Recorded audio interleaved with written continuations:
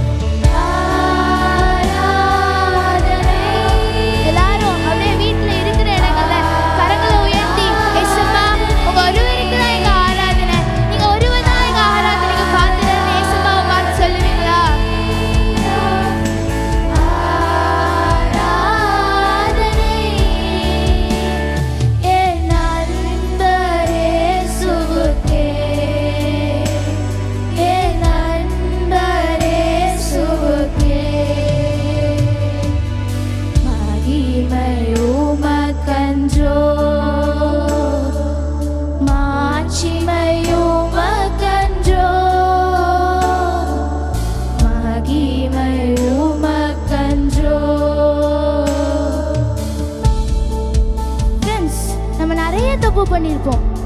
இப்ப கூட நிறைய பேர் யோசிக்கலாம், என்னால இந்த பாவத்துல இருந்து வெளியே வர முடியலையே, இந்த பாவத்துல நான் மாட்டிட்டு ரொம்ப கஷ்டப்படுறேனே அப்படின்னு.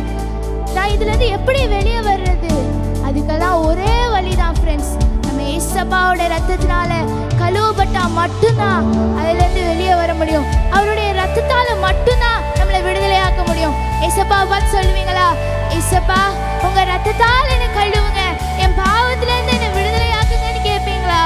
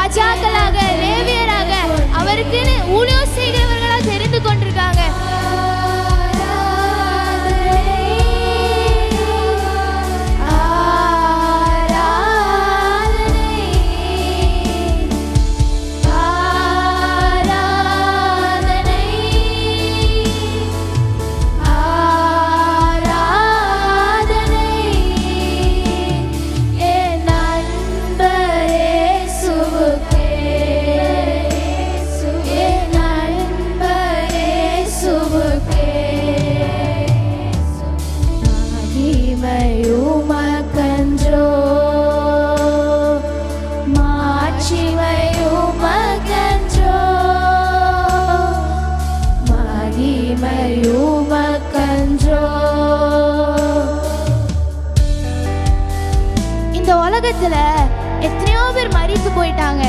ஆனா நம்ம ஏசப்பா மட்டும்தான் மரித்து 3ஆம் நாள் உயிரோடு எழுந்த தேவன். இதோ மரித்தேன் ஆனாலும் இதோ சதா காலங்களிலும் உயிரோடு இருக்கிறேன் அப்படின்னு சொன்னாங்க. அந்த உயிர் தெழுந்த ஏசப்பாவை தான் நம்ம இப்போ ஆராதிச்சுட்டு இருக்கோம். ஏசப்பா சொல்லுவீங்களா? ஏசப்பா உங்க நாமம் இந்த உலகத்துல வாழ்த்தப்படட்டும், உங்க ராஜ்யம் இந்த உலகத்துல வரட்டும், உங்க சித்தம் தான் ஏசப்பா இந்த உலகத்துல செய்யப்படணும்னு.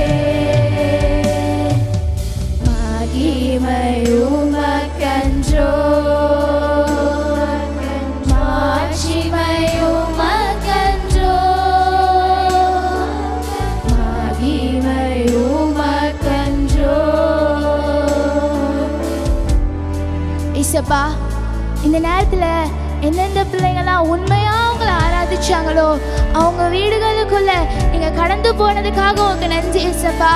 உங்க மகிமையினால நீங்க நிரப்புனதுக்காக உங்க நன்றி ஏசப்பா.